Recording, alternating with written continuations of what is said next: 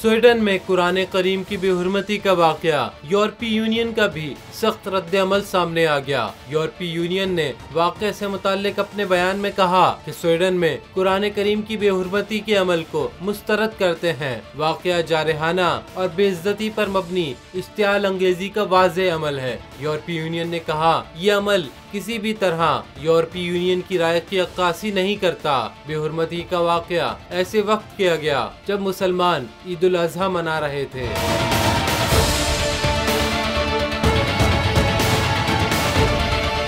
यूरोपीय यूनियन मजहब या अकीदे और इजहार राय की आज़ादी के लिए खड़ी है, लेकिन नस्ल परस्ती, नफरत अंगेजी और अदम बर्दाश्त की यूरोप में कोई जगह नहीं। यूरोपीय ममालिक की तंजीम ने कहा कि वक्त आ गया है कि बाहमी अफ़ाम व तफ़हीम और एहतराम के लिए एक साथ खड़े हो जाएं। बढ़ते हुए तनाज़ात को रोकने का भी वक्त आ चुका है।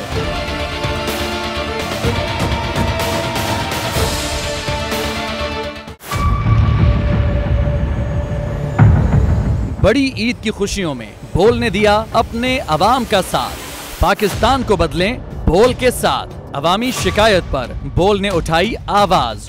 उधर पेशावर में आलाइशों को ठिकाने लगाने के लिए WSSP का खुसूसी ऑपरेशन शुरू हो गया है, जिसमें 3259 एहलकारों समेत 683 गाड़ियां हिस्सा ले रही हैं। बोल की खबर पर इदारों ने भी कसली कमर, लिया एक्शन। लाहौर में मुख्तलिफ मकामात पर आलाइशें जो है वो हमें सड़कों पर दिखाई दे रही थी, लेकिन उसके बाद जो LWMC है उनका अमला जो है वो उसके बाद फील्ड में निकला और उसके बाद आलाइशों को हटाने का सिलसिला जो है वो शुरू कर दिया गया। क्योंकि बोल है पाकिस्तान का नंबर 1 न्यूज चैनल। सब्सक्राइब करें और बेल दबाएं ताकि कोई खबर रह न जाए।